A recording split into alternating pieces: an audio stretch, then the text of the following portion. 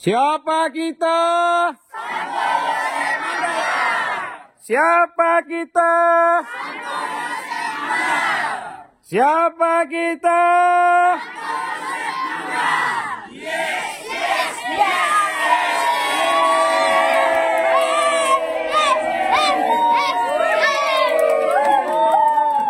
Untuk tekun dalam pengajaran para rasul, ya, tekun dalam pengajaran para rasul. Artinya apa?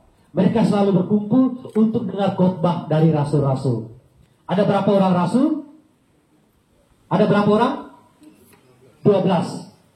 Kurang satu yang namanya Yudas. Ada yang Yudas di sini? Tidak ada kan? Tidak ada. Di jalan katanya. Nah, pergi bunuh diri dia. Jadi ada 12 rasul, kemudian Judas mengkhianati Yesus, lalu memilih jalannya sendiri. Lalu para rasul berkumpul dan memilih satu orang untuk menggantikan posisinya Judas, yakni Matias. Maka genap menjadi 12 rasul. Dan 12 rasul ini selalu memberikan khotbah, memberikan ajaran-ajaran kepada gereja perdana. Karena apa? Mereka mau supaya gereja perdana itu terus bertumbuh dalam iman.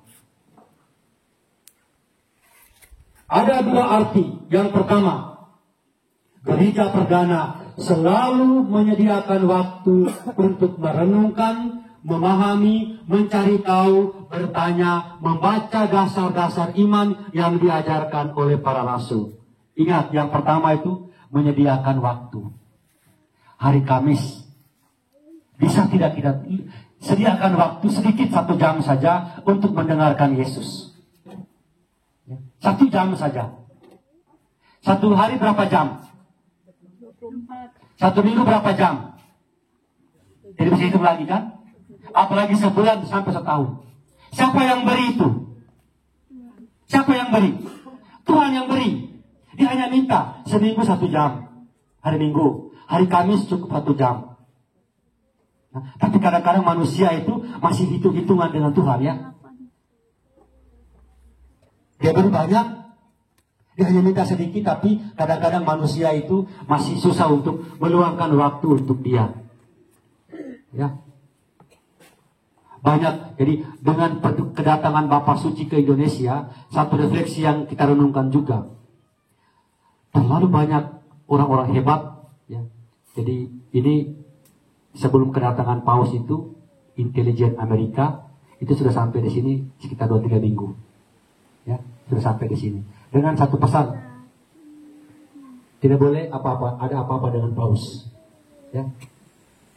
Jadi sudah waktu itu Presiden Amerika sudah memerintahkan supaya kalau ada apa-apa, bank yang simpan Indonesia yang di Swiss akan dibekukan.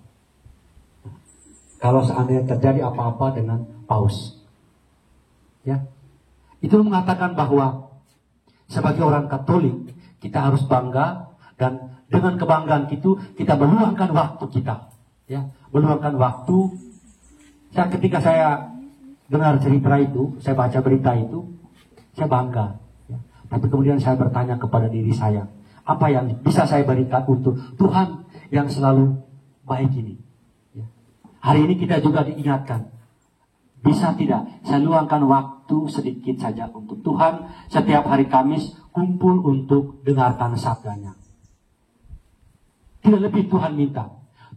Bapak Ibu, Tuhan tidak minta lebih dari kita. Dia minta apa yang bisa kita beri untuk dia. Pertama-tama itu waktu, ya. Lalu yang berikut, sebagai gereja perdana, mereka juga selalu mencari tahu tentang iman. Ya, jadi bukan pasif. Iman itu artinya saya mau cari tahu, ingin tahu, maka saya baca kitab suci, saya renungkan kitab suci, saya pahami itu. Dan kemudian saya berbuah dalam hidup saya. Paus datang itu dengan contoh hidup yang sederhana, itu adalah buah dari ketika dia membaca kitab suci. Semoga pulang dari sini kita sudah bisa ingat, ya, apa yang bisa saya berikan untuk Tuhan. Sedikit saja kita beri. Kedua, gereja perdana bersama-sama belajar untuk menemukan cara menjadi pengikut Yesus. Pengikut Yesus senantiasa haus untuk memperkaya diri dengan ajaran iman. Ini merupakan keputusan iman yang membuat jemaat perdana disukai oleh semua orang. Dan tiap-tiap hari Tuhan menambah jumlah mereka dengan orang-orang yang diselamatkan. Ya, jadi 1-2 minggu ini rating orang Katolik itu naik. Ya, naik. Karena apa? Pengaruh kedatangan Paus. Ya. Di balik Paus itu ada siapa? Ada Yesus. Ya. Banyak peristiwa-peristiwa yang mungkin di luar nalar kita. Ya. Tiba-tiba saja sekelompok merpati muncul di istana negara. Tiba-tiba saja di Timor Leste, Timor Leste, ada burung merpati pula datang hingga di mobil, bahkan sampai di bahu Paus. Dan ketika mereka sedang misa, segerombolan burung yang tidak pernah ada muncul di atas lapangan lalu berputar-putar di atas beberapa saat. Ya, lalu saya bilang, masih hidup saja orang kudus, apalagi sudah mati nanti beliau. Ya, di balik Paus itu ada sosok Yesus. Jadi jangan berhenti kepada Pausnya, itu salah, karena dia juga manusia. Tapi harus di balik itu kita sampai kepada sosok Yesus yang di dunia ini dihadirkan kembali dalam diri Paus. Maka dia adalah Yesus yang kelihatan di dunia ini. Kalau melihat Yesus itu, lihat Paus itu. Cara hidupnya, bagaimana dia senyum kepada semua orang, memberikan keramahan kepada siapapun. Itu adalah cara Yesus waktu itu, yang kini hadir dalam diri Bapak Paus. Tutupi semuanya. Ada kasih tidak kalian? Ada kasih tidak? Ada kasih tidak? Ada. Amin. Belum habis, terus kita. Bertekun dalam persekutuan memungkinkan kasih memasuki ruang dan waktu serta diwujudkan secara konkret. Ya, jadi jangan hanya kita bilang saya mengasihi Tante Licin, saya mengasihi Tante Mary, saya mengasihi si A, si B, tetapi saya tidak pernah menunjukkan itu. Yesus, Santo Paulus katakan seperti gong yang gemerincing tetapi kosong. Dalam bahasa kita sehari-hari, tong kosong, nyaring bunyinya. Jangan hanya omon-omon, harus konkret. Tadi iman harus diwujudkan dalam tindakan. Kata bacaan yang kedua tadi kan, tunjukkanlah kepadaku imanmu tanpa perbuatan, maka saya akan menunjukkan kepadamu iman saya dengan perbuatan saya. Paulus tidak banyak omong, tetapi melalui perbuatannya sebenarnya dia sedang menampar kita semua. Benar tidak? Pejabat-pejabat dia tampar. Ya, kalau mau fasilitas, berapa banyak orang Katolik yang hebat di dunia ini, yang bisa menyumbangkan jet pribadi. Ya, beberapa tahun yang lalu Paus diberi satu mobil Lamborghini seharga 8 M. Dia jual mobil itu dan uangnya disumbangkan ke mereka yang di Afrika. Ya, dan dia datang dengan naik mobil Innova. Ya, itu sebenarnya dia sedang menampar bukan hanya para pemimpin, tetapi kita semua juga sedang ditampar oleh Paus melalui tindakan yang konkret. Sebenarnya dia bisa pilih jet pribadi. Terlalu banyak orang yang siap untuk membantu kan? Dia omong apa pasti orang akan beri Paus, tapi dia tidak mau itu. Ya. Dia mau menunjukkan kepada kita semua kesederhanaan. Bukan dia citranya, bukan dia pencitraan ketika dia ke Indonesia. Sudah sejak dulu. Karena ketika dia mulai menjadi imam, dia sudah menunjukkan itu. Kalau kita ini mungkin pencitraan lah. Tapi Paus tidak. Ya, cara hidupnya. Tema pertama yang dibawa Paus. Apa itu? Iman. Yang kedua, cerita. Tema yang kedua, persaudaraan. Fraternity. Ya, fraternity sama compassion. Compassion artinya apa? Bela rasa. Compassion. Tepuk tangan untuk mereka. Untung bisa jawab ya. Kalau tidak kita gantung mereka yang pergi itu ya. Ya, iman. Faith. Lalu yang kedua fraternity, persaudaraan. Compassion, bukan hanya kata-kata tetapi kita buat dalam hidup kita, aksi nyata. Maka setiap kali kita sharing Injil, setiap hari Kamis kita buat itu, walaupun kecil, sederhana, tetapi aksi nyata itu untuk kita semua. Makan, biasanya perut membesar, mata mengecil. Maka harus kerja dari sekarang. Supaya habis ini kita makan, lalu kita lebih acaranya game tadi, permainan santai-santai. Setuju? Karena saya sudah tahu itu. Apalagi pikiran kita sekarang sudah di sana. Yang berikut, bertekun dalam pemecahan roti. Yang kita sebut dengan Ekaristi. Yang ketiga sekarang ya. Ketiga. Tadi pertama itu pengajaran para rasul. Yang kedua itu apa? Koinonia, persaudaraan. Yang ketiga, bertekun dalam pemecahan roti atau kita sebut dengan Ekaristi. Jemaat perdana mengaitkan pemecahan roti dengan perjamuan terakhir Yesus bersama dengan murid-muridnya. Pengalaman ini dialami juga oleh dua murid ke Emmaus sesudah kebangkitan Yesus. Ungkapan pemecahan roti dalam Injil Lukas dan kisah para rasul kemudian menjadi istilah teknis untuk menyebut Ekaristi. Ya, Ekaristi. Mereka memecahkan roti di rumah masing-masing secara bergilir dan makan bersama dengan gembira dan tulus hati sambil memuji Allah. Itulah yang kita buat misa KBG dari rumah ke rumah. Ini ada sih dasarnya.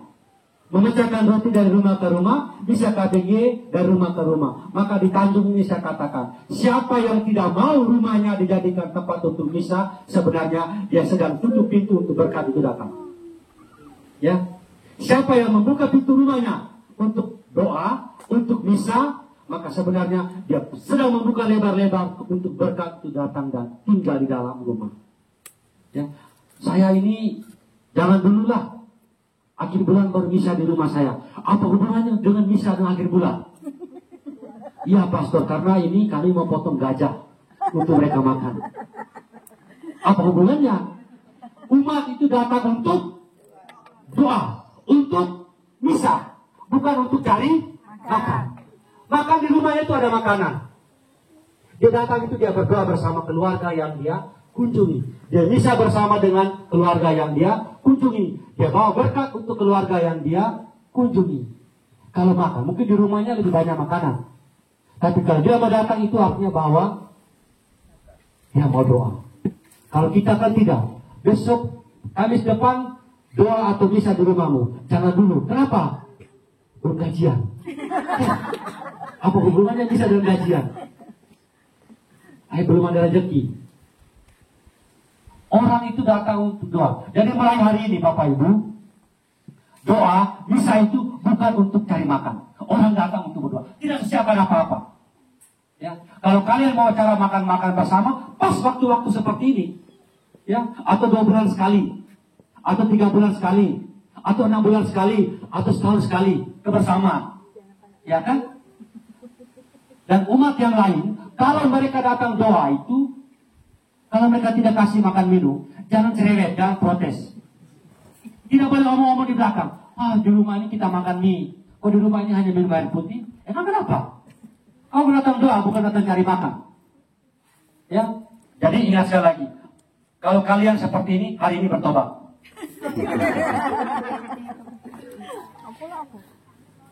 Jadi mereka bergilir dari rumah ke rumah. Dan mereka sangat menikmati itu. Ya, ada ketika mereka datang, ya, Bapak Ibu bayangkan, pernah saya dengar sharing dari beberapa ya, kalian doa di rumah si A atau pernah misa di rumah si A, lalu begitu datang tuan rumahnya kok duduk sendiri di sana, seperti tidak welcome dengan umat yang datang. Pasti suasana rumahnya itu akan berbeda. Tapi begitu kalian muncul, mari, duduk sini ya, mari. Itu pasti suaranya akan rasanya itu akan beda. Ya. Orang Katolik kalau mau bangun persaudaraan itu harus terbuka. Katolik itu artinya umum. Katolik itu artinya universal. Katolik itu artinya terbuka untuk siapapun. Tidak terbatas pada orang tertentu. Para rasul itu menikmati itu. Jemaat perdana itu sangat menikmati itu dengan gembira. Dengan pemecahan roti dan ekaristi, mereka saling menerima satu dengan yang lain. Dan mereka sangat gembira. Mereka sangat bersuka cita dikunjungi dan mengunjungi sesama anggota. Pintu rumah mereka itu terbuka untuk siapapun. Kalau kita orang mau datang doa, kita intip. Intip dulu, kan begini dia. Kalau orangnya sudah pergi baru, seorang tahu, oh dia nggak ada. Rupanya dia sembunyi di dalam. Dia pikir petugas koperasi datang tadi kali ya. Ya, padahal orang datang untuk berdoa. Dia intip dulu ya, dari balik pintu. Dia buat tirai jendela itu ya. Orangnya tidak ada. Oh tidak ada dia. Nah, begitu dia dengar begitu, baru dia senang. Oh, bisa pergi mereka. Ya. Jadi pintu rumah selalu terbuka untuk siapapun, untuk doa, untuk ekaristi, untuk pemecahan roti. Terakhir, berarti mau makan siang kita. Kalau sudah terakhir berarti mau makan ya. Tiap-tiap hari dalam bait Allah. Jemaat perdana dulu tiap hari kumpul di gereja. Kalau kalian tiap hari kumpul di gereja tidak? Hanya seminggu sekali. Itu pun masih banyak protes. Jemaat perdana tiap-tiap, saya tidak bohong, di kitab suci ini diomong, tiap-tiap hari mereka berkumpul di bait Allah untuk berdoa. Dan mereka sembahyang itu 5 waktu. Di tradisi 5 waktu itu yang dihidupi oleh orang-orang saudara-saudara kita yang muslim, itu sebenarnya sudah dihidupi oleh jemaat perdana jauh sebelum itu. Ya, karena itu tradisi Yahudi. Mereka berkumpul untuk berdoa tiap-tiap hari. Lalu kalian pikir, kok mereka tidak ada kerjaan ya? Kapan mereka kerja untuk makan minum? Kata Kolis, pandailah Tuhan Allah atur itu. Tuhan sudah tahu, pandailah dia atur itu. Jangan tanya saya ya. Cerita ini sepertinya terlalu ideal. Tidak realistis. Namun dalam bab berikutnya tertera jelas rutinitas ini. Pada suatu hari menjelang waktu sembahyang, yaitu pukul 3 petang, naiklah Petrus dan Yakobus ke bait Allah. Jadi tidak bohong, bukan sesuatu yang tidak realistis, benar adanya. Umumnya ada 3 waktu berdoa selain hari-hari khusus, yakni jam 9 pagi, jam 3 setelah matahari terbit, jam 9 pagi setelah matahari terbit, jam 12 siang, dan jam 3 sore. Jadi para rasul ada yang 5 kali dalam sehari, ada yang 3 kali. Kalau kita berapa jam baru sekali dalam seminggu? Aduh, saya masih urus inilah. Nanti jualan saya ini kalau saya agak siang, susah juga kayaknya. Ya. Pandai dan Tuhan Allah atur itu ya. Maka karena kami dengan orang Kampit di sini, di tempat yang sama ini, saya pernah ngomong. Dan saya sudah pernah khotbah di Manggar waktu itu. Siapa yang karena bekerja, lalu bisa beli jet pribadi? Umat ibu itu, ada tidak? Tidak ada. Potong kaki saya ini. Tidak akan. Tidak akan. Mungkin pastor, tidak akan, saya tidak yakin. Kata Celika tadi, carilah dahulu. Udah, carilah dahulu. Maka semuanya akan ditambahkan sebagai bonus. Ya. Pada Tuhan Allah atur sekali lagi. Ketika Yesus menjanjikan jalan itu. Akhirnya, tiap-tiap hari Tuhan menjamlah jumlah mereka dengan orang-orang diselamatkan. Kalau tidak kompak, kita hidup dalam persaudaraan, maka suatu waktu kita bisa bangun gereja yang baru. Amin. Karena banyak umat kita. Amin. Terima kasih. Selamat siang. Tepuk tangan untuk kita semua.